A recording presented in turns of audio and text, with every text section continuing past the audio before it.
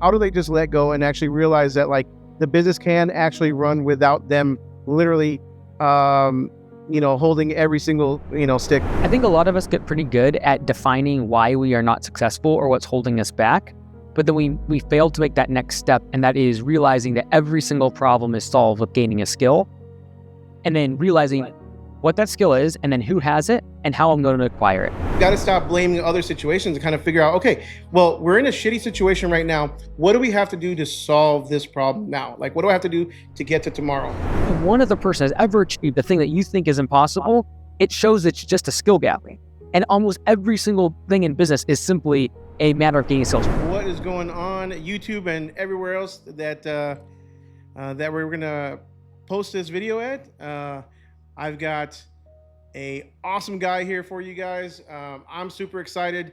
I have followed him for quite a while now, a long time, and yeah, I'm excited. I'm gonna go ahead and start the intro, Mike, and then we're gonna throw it over to you. So give me 1 second. I want to do a cool intro, and hopefully I'll do you justice.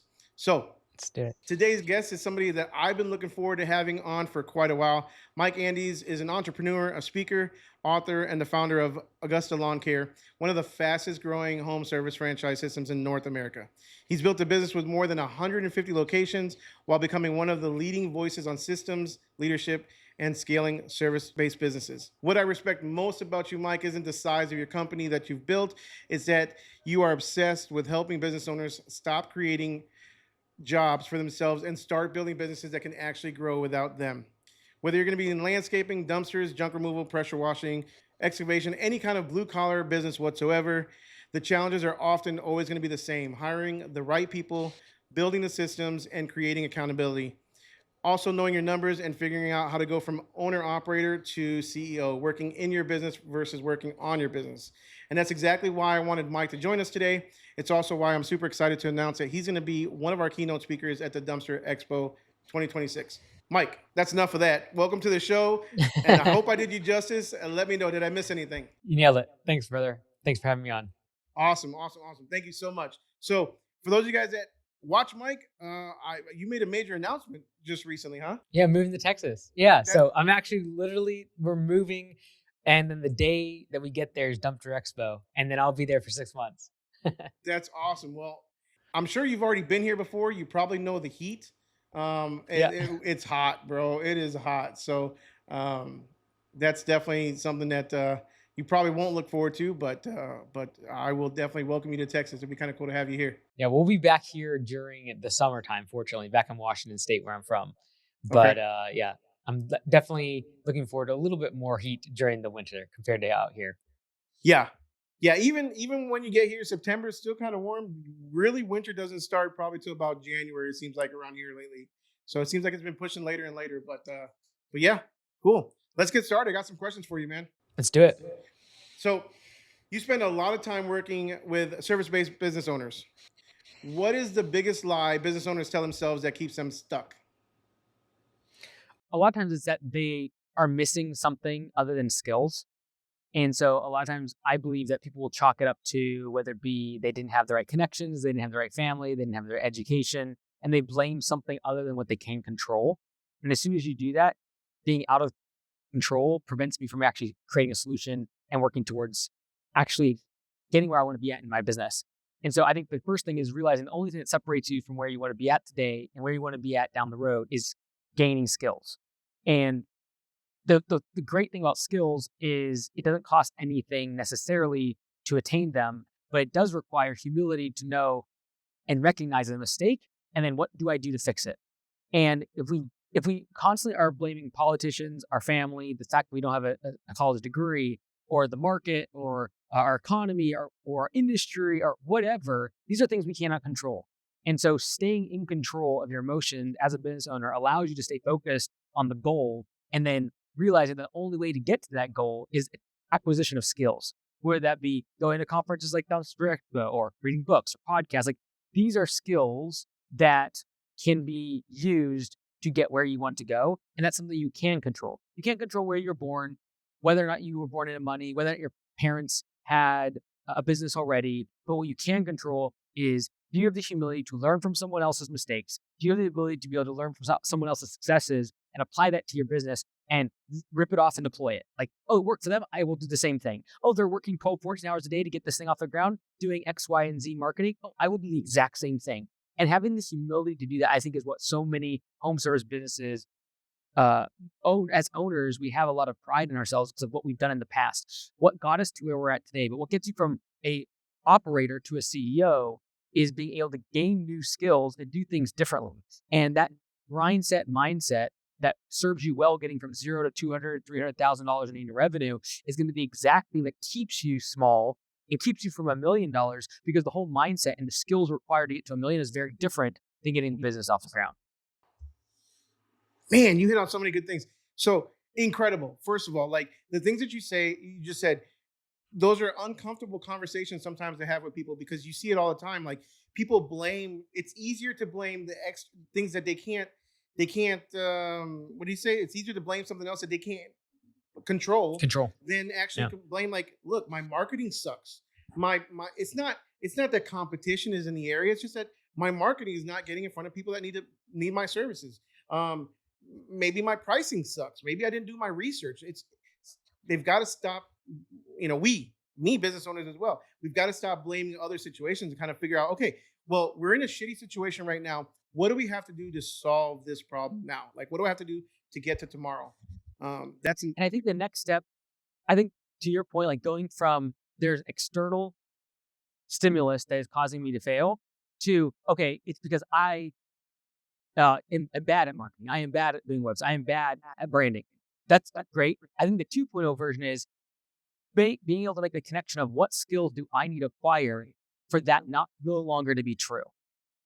And like marketing is a skill. Leadership is a skill. Hiring is a skill. And so it's one thing to say, hey, I am going to take ownership that I lack these things. It's a whole other level to now say, I think labeling is really important. So saying that I'm bad at marketing, I wouldn't even think that thought, let alone say those words out loud, because now I'm going to start manifesting that. I would much rather be like, I am deficient. I lack the skill of marketing. Now it's something I can solve. And so how do I go gain the skill of marketing, become the whole quest in my entrepreneurial journey? So what would you answer that? How would you answer it? So to me, I would say one is you either have time or you got money. So time, you invest in your skills. Money, maybe you hire somebody better than you. I mean, you hire somebody as an expert that knows what they're doing, and then you do what you know, and you allow them to do what they know, so that you can both obviously piggyback off each other and continue to grow your business. 100%. And then the question becomes, what skill do you need to be able to attract someone that is really good at marketing? You're like, well, I'm going to hire it out. Great. What are you going to do to make sure that that marketing manager or even that agency that's in such high demand, they choose who they work for? How do you convince them to actually work with you, whether it be as an employee or an agency?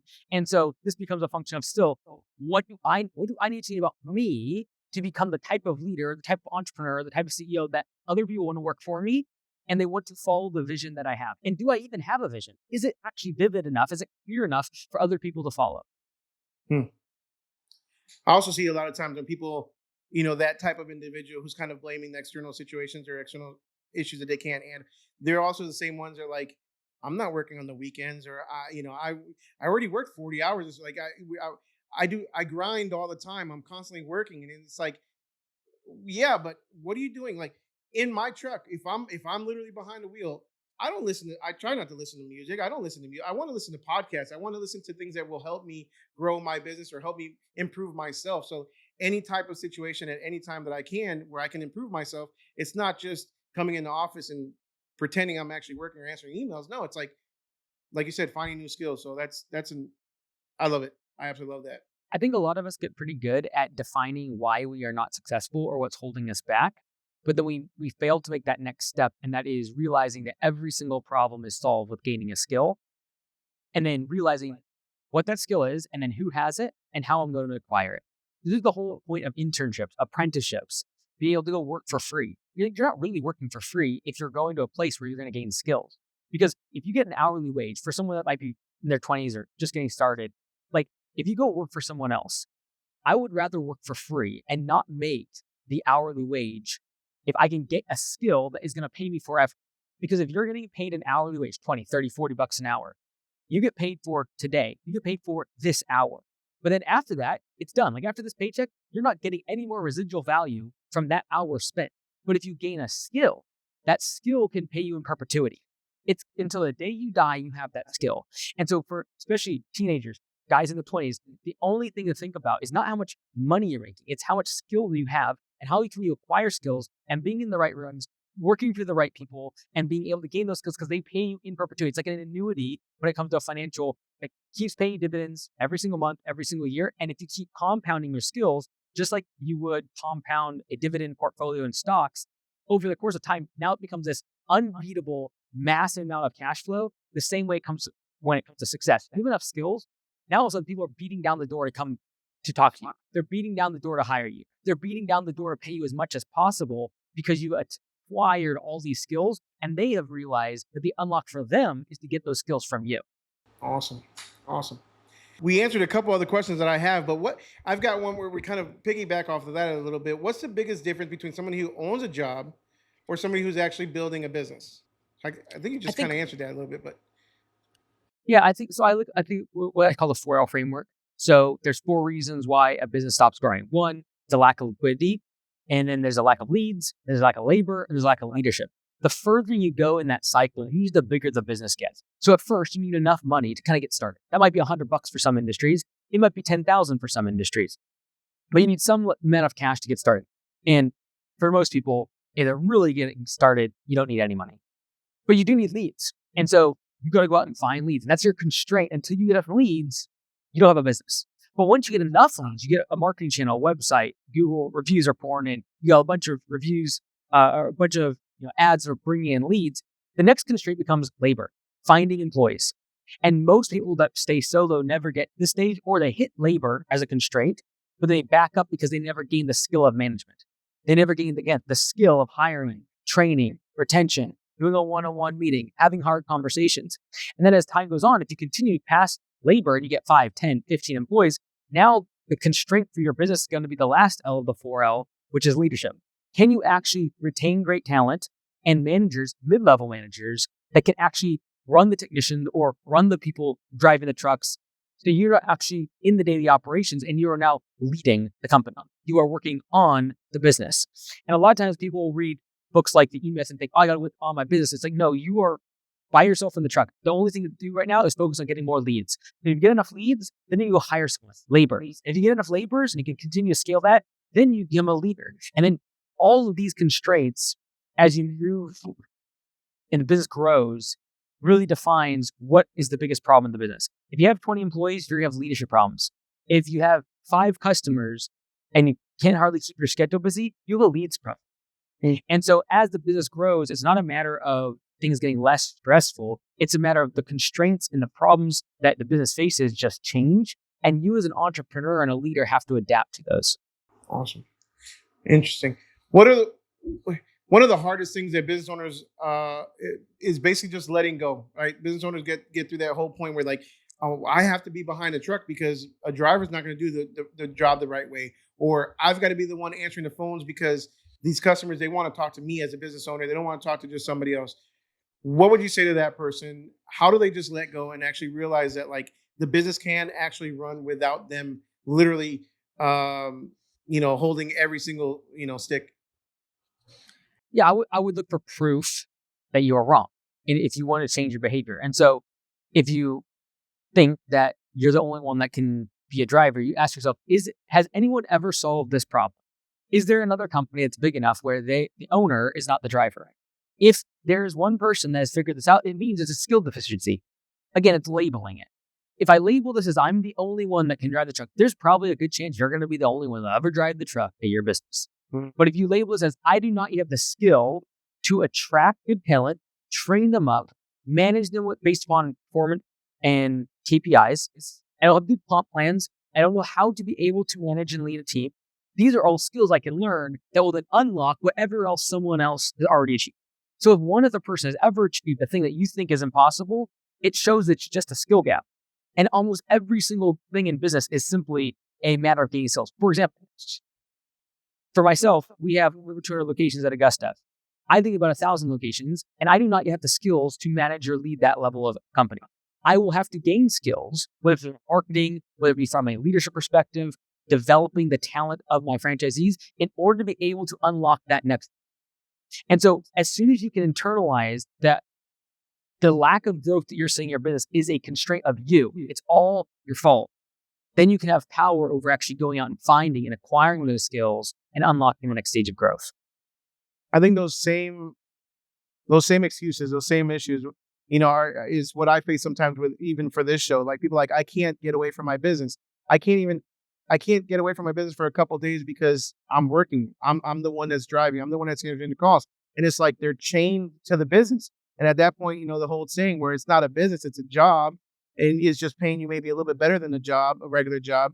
But we always try to stress, like, this is the kind of, you want to get out from behind the wheel. You want to grow your business. Well, at the end of the day, these are the kind of events, these skills that you're talking about, whether it be, like you said, books, skills, YouTube videos, or podcasts, whatever, is how you get out from behind the wheel. You can, again, marketing, you can learn everything's free on the internet now for the most part. Like, you can literally look up anything. You can be an expert. You can even get Google certified for AdWords if you wanted to, and stop paying somebody $1,000 a month to manage your AdWords. You know what I'm saying? If you have the time to do it. Yeah. 100%. So let's talk about a little bit about your business. You scaled tremendously. At what point did you realize that, like, hey, I want to grow more than just one location, 5 locations, 10 locations. I want to start growing across the country. What made you think outside the box? What made you think big? I had made content for a few years, just kind of documenting turning my own business around. I had a workplace accident, got caught underneath the dump truck in the PTO, and had a bit of a scare. And so I started turning my own business around, realizing I didn't have systems because I was on the hospital bed, literally FaceTiming my crew to get to the next job. And so I just started documenting over the course of a year or two, everything I was doing, everything I was changing. I made a course, is free, landscapebusinesscourse.com, and just documented for other landscapers what I was doing, implementing pay for performance, estimate videos, lots of systems and procedures inside the business. But what I realized is people just weren't listening. A lot of times because they just saw me as an influencer, someone on YouTube, or a consultant or whatever. And so I figured the only way to actually see the change that I wanted to see for a lot of the owners was to wear the same uniform as them, have the same brand as them. And that's really what led to franchising. Is when I say something for our owners, like, they understand that I want them to win. I'm wearing the same uniform as them. Them winning means I win. Me winning means they win. And so there's this common language that we both understand that we're in this together. And when I say something, they know it's in their best interest. And so by getting to 1,000 locations, I believe we can impact and move the market or the industry in a positive direction, whether that be career advancement for technicians, your pay for performance, better systems, better professionalism, expectations of the customer changing around what a landscaper is. And that's really our whole objective, is to change the level of professionalism in the landscape industry. So obviously you're an expert for sure, and not just obviously your business, but in entrepreneurship. But a lot of people are like, why are you bringing a landscape guy or a guy who does landscaping to a Dumpster Expo, something completely different? And it's like, well, I'm gonna let you answer that one. Yeah, I think the core principles of any service business are the same. The 4L framework work no matter what industry you go to. And so we've gone to over 100 different businesses across the US for the turnaround show, and every single one falls inside the 4L framework. You're either being constrained by liquidity, a lot of times price increases are needed, or your leads, you got to figure out how to actually market, or you're constrained by labor, you cannot figure out how to get good talent behind the wheel, or 4, leadership, you stink as a leader. Like, one of those 4 things exists in every home service business. It also exists in every software business, because we run homework. I'm a franchisor. It happens at that size level of business. No matter what business you're in, you're constrained by one of those 4 things. And if you level all 4 of those things up to, it's ultimately skill acquisition from the owner or the founder. And it's always the constraint, and figuring out which of the skills are the ones I need to focus on first to unlock the next stage. And so we travel the country, like, doing the turnaround show. We just document. So we've actually done some dumpster companies. And so very well aware of, like, the tension between commercial, working with contractors, the race to the bottom when it's seen as a commodity, and then having great differentiation and brands in what otherwise only people are looking at the bottom line. What's your bottom line price? and there's undercutting. You literally have your brand on the dumpster, so people literally know who they're not trying to knock off. Like, there's a lot of challenges when it comes to many home services where you are considered as a commodity and it's all about the price. And so we all of a sudden this race to the bottom. And so figure out how to break out of that cycle and realize that there are people willing to pay a premium, but you've got to add more value to the equation and then figure out what does that value look like, whether that be reliability, communication speed, speed of billing. These are the type of things that you could add the incremental value and differentiate yourself from the other 100 people in your market that are willing to drop off a dumpster. Yeah, 100%. Branding is huge for me. I've always tried to figure out, the best idea. Like, free, to me, branding is just free advertising if it's done correctly, but it can also really be a business killer if that brand that you have is associated with something that you don't want to be associated with, or something something that gives you a bad rep. So your employees, you obviously, your lifestyle, your everything, you are your brand, so are your employees. It's not just you, and I always find that kind of interesting. Same thing when I talk to my guys when they come in. If you're in my truck, if you're wearing my shirt, you are a representation of my company. Whatever you do reflects on me as well. Same vice versa, really, at the end of the day. But I always find that interesting. You've created a huge brand. It's not just about your colors or your logo, or I even put your guy here on the little screen down there, Max, right? But talk to me about your brand. Like, how do you feel? A lot of guys think their brand is just a logo or just colors. What is your brand to you, and how does that impact your business? How does that help your business? Yeah, I'll take it back to the type of branding that all of us know, and that is other humans. And so for everyone watching this, you probably have known or heard of Josh. And so when you think of Josh, there's several things that are going to pop into your head.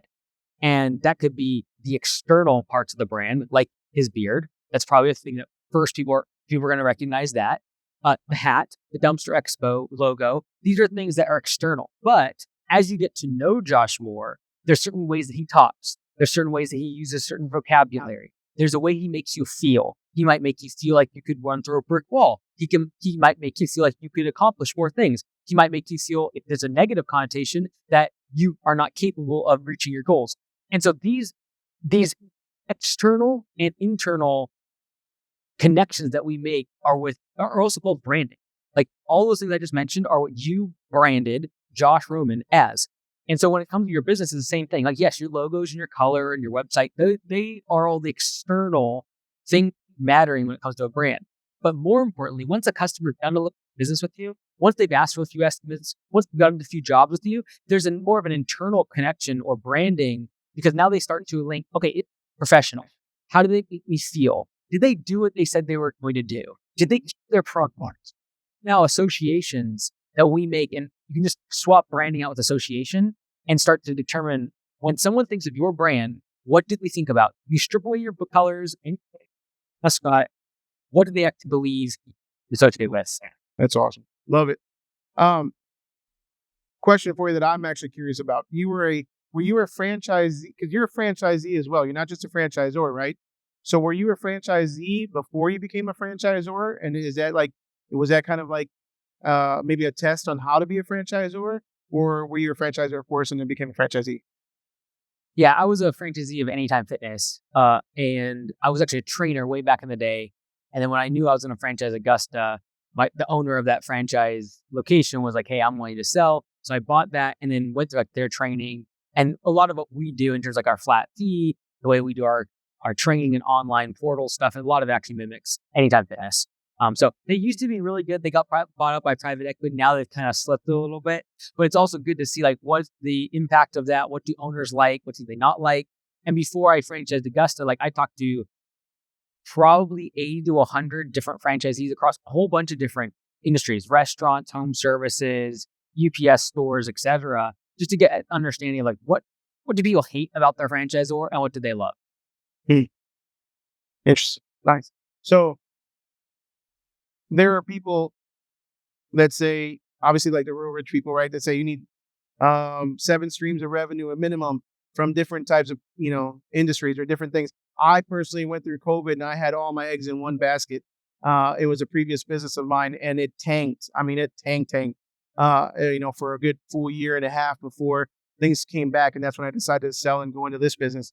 but during COVID. But I learned personally after that I didn't want all my eggs in one basket, so I've definitely kind of gone different ways. And um, some people will say I'm people that do that are stretching themselves too thin. You've got you've got all different kinds of businesses, I would imagine, or is it just basically the two businesses? How many businesses do you technically have, and what do you say to those people that say maybe you're running yourself too thin? You should focus on just you are have focused on one thing and have made it really, really great. But I'm sure there's goals and aspirations that you want Augusta to go to as well moving forward. But how do you feel about that? Too thin versus what is the word? Versus having multiple streams of revenue. Yeah. I think that the only reason to add another stream of income is if it complements the overall direction you're moving. So, although some would say I have multiple businesses, technically it's one entity, the holdco.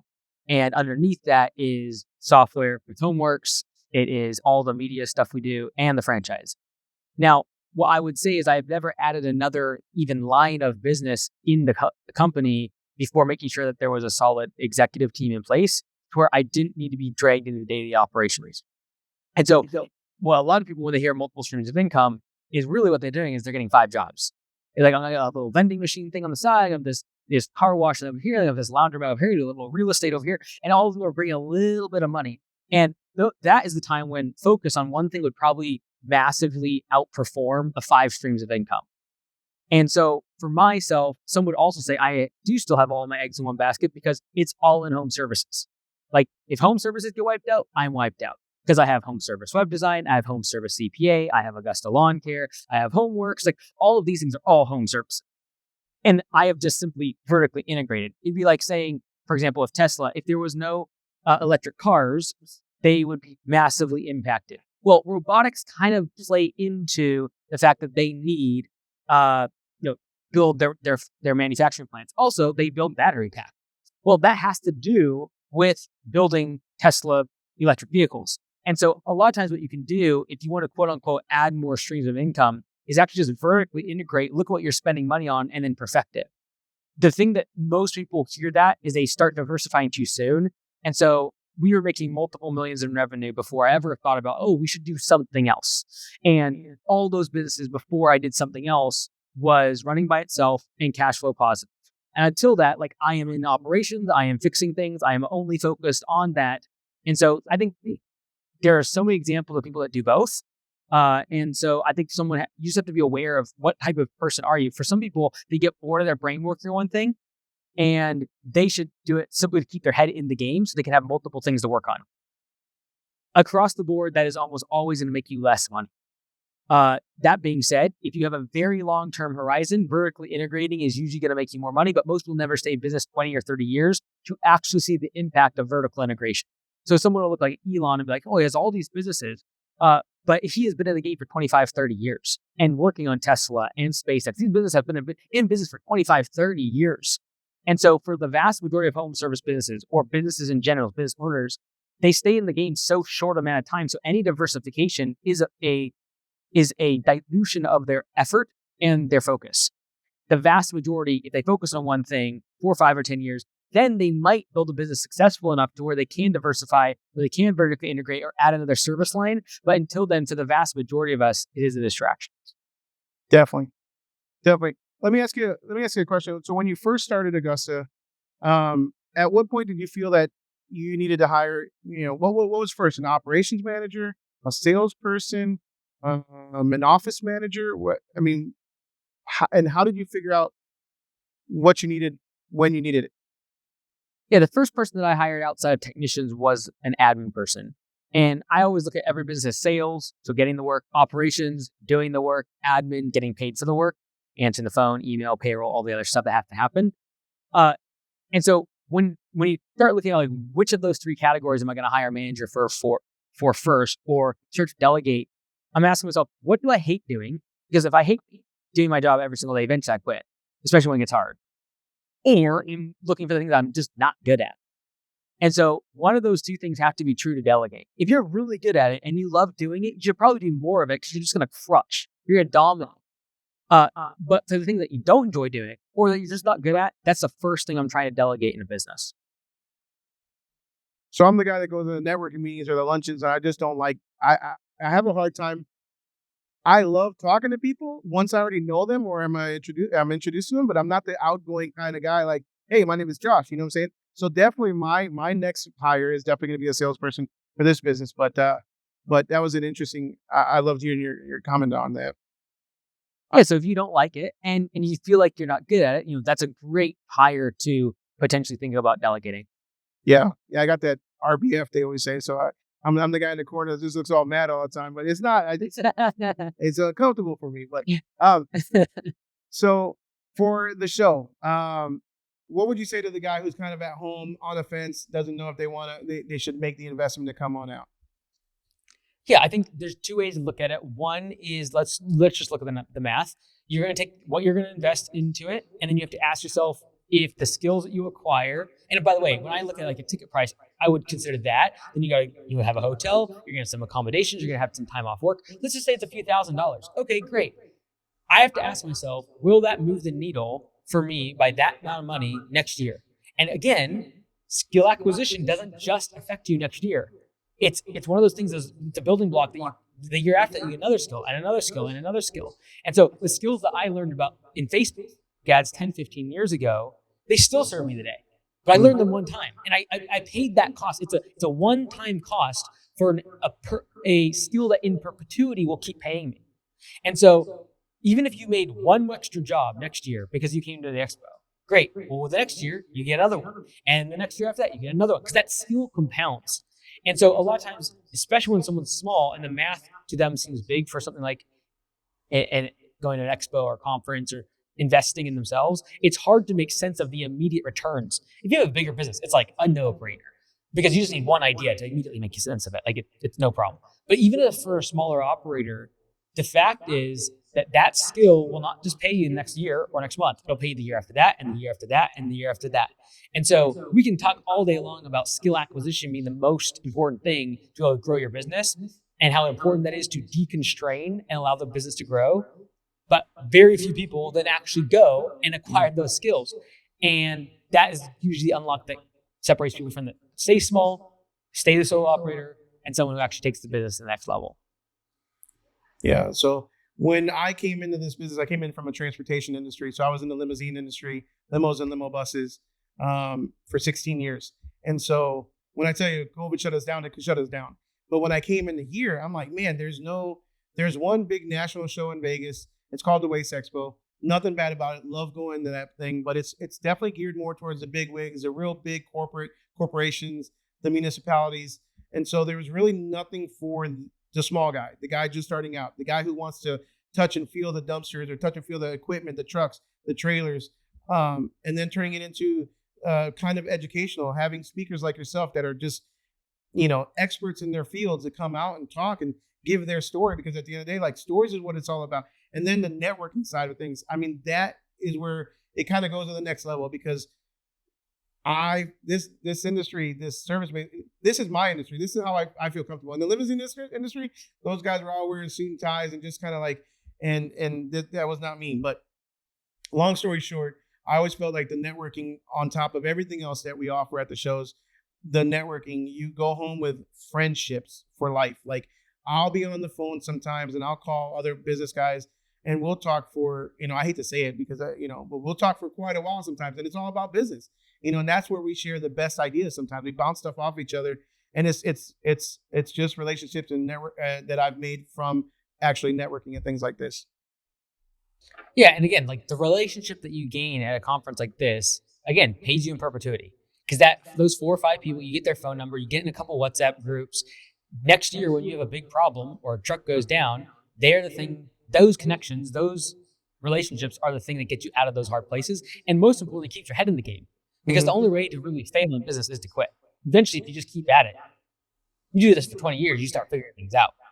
And so many times, the only reason to gain relationships is it's the stickiness that when you fall down, there's someone else to pick you back up. That's the whole objective of a community. It's the whole purpose in having organizations and teams and conferences like this one is to be able to create more and more connections. And the more and more connections you have, the less likely that when you fall down, you won't be able to bounce back up. Yeah. Because I'm sure you know, I mean, being a business owner is kind of a lonely feeling sometimes, right? Like, who do you call? And this is kind of rhetorical. But what do you call when the shit hits the fan? And like, sometimes your own spouse doesn't understand, your own children or your family members. They're not going to want to hear about you talking about business all day long. And it's like, damn, nobody knows what we go through sometimes. And like, other than sometimes other business owners. And that's where, again, the networking just comes in so handy to me. Like, I think that's important. 100%. So we have all your links, but and we're going to add it into the video below and stuff like that for all you guys to follow Mike if you don't already follow him, which I'm sure you already do. But what's next for Augusta? What's next for Mike Andes? Yeah, we're just doing more of the same stuff. So more locations, more software stuff. But if anyone wants some help, mikeandes.com it's all free content. So there's I took all my stuff I learned in my MBA, for example, and just did a free course on everything for home services, like explaining a balance sheet, profit and loss statement, what you need to know for your banker, like really basic core elements of hundreds of videos. It's all free. Just check it out, and hopefully it's helpful. Love it. Any last parting words of advice? Kind of put you on the spot. Be there in Dallas. Sign up today, folks. Let's go. We'll see you there. Awesome. You guys heard it. Don't forget to like, subscribe, smash the notification bell. Mike, thank you so much for being here, brother. I appreciate it. I'm looking forward to September, man. My pleasure, brother. And we're looking forward to it for sure. So we'll see you soon. Let's go. Good stuff.